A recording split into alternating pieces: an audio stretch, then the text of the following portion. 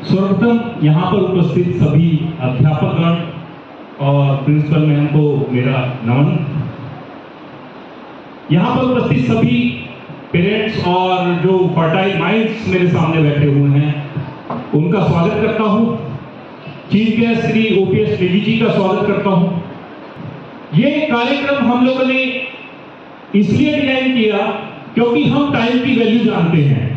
हम लोगों ने जो छुट्टियां होती हैं ज्यादातर पेरेंट्स को देखा है घूमने चल देते हैं, टाइम मतलब अनप्रोडक्टिव चीजों में लगा देते हैं। हमने कोशिश की कि जो बच्चे जिनके अंदर क्रिएटिविटी है, क्या कुछ नया करना चाहते हैं, तो हमने उन छुट्टियों का यूज करने का मौका दिया। अपनी कोई भी क्रिएटिविटी है आपकी, वो हमने इनवाइट की। इस बहुत अच्छे आर्ट्स आई, उसमें कविताएं आई, तो उसमें से हमने सिलेक्शन किया और 124 लोगों को यहाँ पर जिनका शॉर्टलिस्ट हुआ वो आया। उसमें से टॉप 10 चुने गए और जिनको यहाँ एक रिकॉग्निशन के लिए उनकी क्रिएटिविटी को यहाँ बुलाया गया है, उनको रिकॉग्निशन के लिए प्रोग्राम रखा गया है। दोस्तों, क्रिएटिविटी की पावर क्या होती है? क्रिएटिविटी अगर हम लोग डेवलप करेंगे, हमारा एजुकेशन सिस्टम इस तरीके का होगा कि वो क्रिएटिविटी डेवलप करेगा, प्रॉब्लम सॉल्विंग जितना भी होगा उसका अलग होगा। ज्यादातर लोग प्रॉब्लम आते ही बहाने ढूंढने लगते हैं, लेकिन ये छोटी छोटी सी चीजें जो होती हैं, जो हमने डेवलप की कि आर्ट बनाएगा या किस तरीके से सोचने का अलग, आउट ऑफ द बॉक्स हमें सोचना होता है। आउट ऑफ द बॉक्स अगर सोचना शुरू करते हैं तो हम जो भीड़ होती है उससे अलग अपने आप होते चले जाते हैं। तो यही छोटा सा एक हमारा पहल है और इसी सीरीज में हम लोगों ने कोशिश की कि किस तरीके से बच्चों के पोटेंशियल को हम निखारें, बच्चों के अंदर जो क्रिएटिविटी है, उनके अंदर जो अद्भुत क्षमताएं हैं, उसको आगे हम बढ़ाएं। इसी कोशिश में एक ये हमारी पहल है। इसके साथ हम एक पुल आउट टाइप का न्यूज़पेपर ला रहे हैं जो सेकंड मंडे और फोर्थ मंडे को आपके स्कूल में आया करेगा। उसमें जो हमारी पहल थी कि बच्चा कोई चीज बनाता है, बहुत अच्छा बनाता है। मैंने किसी बच्चे को देखा था, उसने एक प्रोजेक्ट बना रखा था, वो मेरे को रोड पे मिला बस स्टैंड पे एक तरीके से। तो मैंने उससे पूछा ये क्या है? उसने सोलर का एक प्रोजेक्ट बना रखा था। तो वो इतना अच्छा लगा मुझे कि आइडिया था, ऐसा आइडिया बच्चे के बहुत सारे बच्चों के दिमाग में आता होगा। वो मैंने उससे पूछा कि ये सेल मतलब जलेगा कैसे? दिन में सोलर होता है, रात को कैसे जलेगा? बैटरी तो लगाई नहीं। लेकिन उसने कुछ एक सेल लगा रखा था, उस पर उसने हाथ रखा और वो लाइट जल गई। जैसे ही अंधेरा होगा ये जल जाएगी। तो मेरे दिमाग में वहां से एक आइडिया क्लिक किया कि ये बच्चा जो है इतने छोटी उम्र का 7वीं 8वीं क्लास का बच्चा होगा, इसका ये आइडिया बहुत अच्छा है, एक बिजनेस आइडिया है और ये इसके स्कूल में कब के रह जाएगा। 2000 बच्चे 3000 बच्चे होंगे स्कूल में, वहीं तक रह जाएगा। उसको आगे बढ़ाने के लिए मैंने कहा कुछ ऐसा करते हैं, इसके आइडिया को सब तक कैसे पहुंचाया जाए। तो उस आइडिया को लेके हम लोगों ने दिमाग लगाया क्या हो सकता है, क्योंकि जो बच्चा हमारा कर रहा है वो दूसरे तक जाएगा, उसके लिए काम का है या नहीं है, लेकिन जो बच्चे उस राह पे चलना चाहते हैं उनके लिए वो इंस्पिरेशन बन सकता है। तो हमने एक प्लान बनाया कि इस तरीके को आगे बढ़ाएंगे और जितने भी बच्चे हैं वहां तक पहुंचाएंगे। तो हम स्कूलों के पास गए, हमने स्कूलों के लिए एक एडिशन निकाला जिसका नाम है इंस्टाग्राम। परसों से वो आपको पहला एडिशन मिलेगा। लास्ट मंडे को आना था, लेकिन बारिश के कारण स्कूल बंद थे, तो इस वजह से हमने नहीं निकाला। तो वो सब बच्चों तक पहुंचेगा। अब उसमें क्या है कि हर स्कूल में ऐसे ऐसे बहुत सारे बच्चे होते हैं जिनकी क्रिएटिविटी बहुत अच्छी होती है और न्यूज़पेपर में उन्हें स्थान मिल नहीं सकता, क्योंकि न्यूज़पेपर में न्यूज़ इतनी ज्यादा होती है, कंस्टेंट होता है कि पेज 16 होंगे, 20 होंगे, 24 होंगे, कॉस्ट भी होती है। तो हमने कहा जिनके मतलब की ये चीजें वहां तक वो पहुंचा देंगे। तो हमने इंस्टाग्राम का एक आगाज किया कि इंस्टाग्राम हम बनाते हैं, बच्चों के लिए बनाते हैं। उसमें जितना भी बच्चों का मटेरियल है वो हम लेने की कोशिश करेंगे।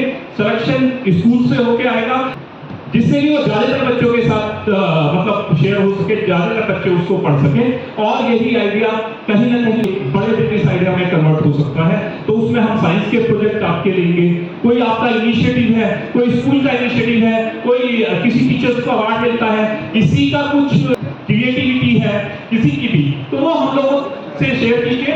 उसके लिए हमने हर स्कूल में कोऑर्डिनेटर भी रखा है, एक कैप रिपोर्टर भी रखा है, बच्चा भी बनाया जाएगा उसमें कैब रिपोर्टर होगा जिसको हमने कहा है, पदक जी ने नाम दिया, और बाकी एक कोऑर्डिनेटर होंगे, टीचर होंगी जिनके थ्रू वो मटेरियल आएगा। लेकिन उसको ये ध्यान में रख के मटेरियल दीजिएगा कि आपकी स्कूल की ब्रांड वैल्यू भी उससे जुड़ी हो। तो वो हम लोग फोटो छापेंगे, स्कूल का नाम छापेंगे, उसके साथ छापेंगे। तैयार था वो हम, लेकिन इसको डिस्क्लोज नहीं करना चाहते। परसों हम स्कूलों में पहुंचेगा और आपसे निवेदन है कि ज्यादा से ज्यादा बच्चे उसे पढ़ें। उसको हमने कॉम्पिटिटिव बनाने की कोशिश की है। उसमें हम क्यूज देंगे, न्यूज़पेपर में से आएगी, कॉम्पिटिटिव एबिलिटी के लिए उसमें रीजनिंग देंगे और क्रॉसवर्ड्स होंगे और इस तरीके का बहुत सारा होगा जो आप पढ़ाई के बाद शुरुआत करते हैं। जब हम पूरा सब कुछ पढ़ लेते हैं, ग्रेजुएशन हो जाती है, उसके बाद हम सोचते हैं चल यार कंपटीशन की तैयारी करने, अब हमें जॉब में जाना है, क्योंकि अभी इतना टाइम नहीं होता। लेकिन खेल खेल में जो चीज आप सीख लेंगे वो आपके बहुत काम आएंगी। तो ये क्रिएटिविटी और स्किल डेवलप करने का हमारा एक छोटा सा प्रयास है। इसी के साथ मैं एक बार फिर आपको ये दिखाना भी चाहता हूँ, इसका डमी यहाँ पर हिस्टोग्राम का इस फॉर्मेट में ये आएगा आपके पास, और इसमें क्यूज भी आएगी और बाकी चीजें भी आए करेंगी। ये थोड़ा रफ सा प्रिंट आपको नजर आ रहा होगा, लेकिन है बड़ा छोटा पैकेट, बड़ा धमाल है। आप इसे पढ़ के देखिएगा और बहुत अच्छा लगेगा। जो रीडिंग हैबिट की आदत आपकी कम होती चली जा रही है, जो रीडिंग हैबिट सब देखते हैं, मतलब बच्चों को कहते हैं बड़े नहीं पढ़ रहे हैं। बड़े पहले मैगजीन पढ़ते थे, अखबार पढ़ते थे, ट्रेन में जाओ तो जाते तक के हाथ में अखबार होता था। बहुत बड़ा डैमेज हो रहा है, आप उसका अंदाजा नहीं लगा सकते क्या डैमेज हो रहा है। क्योंकि आप सोच के देखिए, जो लोग जिनके पास डिग्री भी नहीं है वो बहुत बड़ी बड़ी कंपनियां चला रहे हैं, पूरा वर्ल्ड चला रहे हैं, डिग्री नहीं है लेकिन पढ़ते हैं। पढ़ने की पावर आपको जाननी होगी। पढ़ने की पावर क्या होती है? जब आप पढ़ते हैं तो आपका विजुअलाइजेशन पावर बढ़ता है, आपके माइंडसेट डेवलप होते हैं, और जब आप स्क्रीन पे होते हैं, रेडिएशन होता है स्क्रीन पे, सब जानते होंगे, और बहुत पास से स्क्रीन देखते हैं। जब हम छोटे छोटे से थे ना, ब्लैक एंड व्हाइट टीवी हुआ करते थे। किसने देखे हैं black and white TV? Raise your hand. सबने देखे हैं। उसमें रेडिएशन नहीं हुआ करता था, हुआ करता था, लेकिन हमें फिर भी कहा जाता था कि 10 फीट दूर से देखना है, 15 फीट दूर से देखना है ना, कहा जाता था। अब तो कलर टीवी है और स्क्रीन है, और वो आप आंख के 2 फीट दूर से, 1 फीट दूर से और लेट के देखते रहते हैं। तो कहीं ना कहीं ये बहुत डैमेजिंग है। तो उसको ध्यान में रखते हुए पावर ऑफ रीडिंग आपको पहचानना होगा। किस तरीके से अखबार पढ़ने से या न्यूज़पेपर वो बुक्स पढ़ने से किस तरीके से आपका माइंड डेवलप होता है। बच्चों में हैबिट डालिए। पेरेंट्स इसलिए नहीं कह पा रहे हैं, हमें ये पीड़ा इसलिए उठाना पड़ा क्योंकि पेरेंट्स तो खूब मोबाइल में लगे हैं, खूब सारे दिन प्रैंक्स आ रहे हैं, कुछ आ रहा है, तो बच्चे को टोकेंगे तो बच्चा तो खुद कहेगा पहले आपको छोड़ दो। इसलिए हम लोगों ने कोशिश की है, देखते हैं क्या होता है। अच्छे उद्देश्य के साथ की है, सक्सेस मिलेगी। एक बार फिर सभी गेस्ट का मैं आभार व्यक्त करता हूं, उन्होंने इस कार्यक्रम के लिए सब समय निकाला। Thank you. जय हिंद।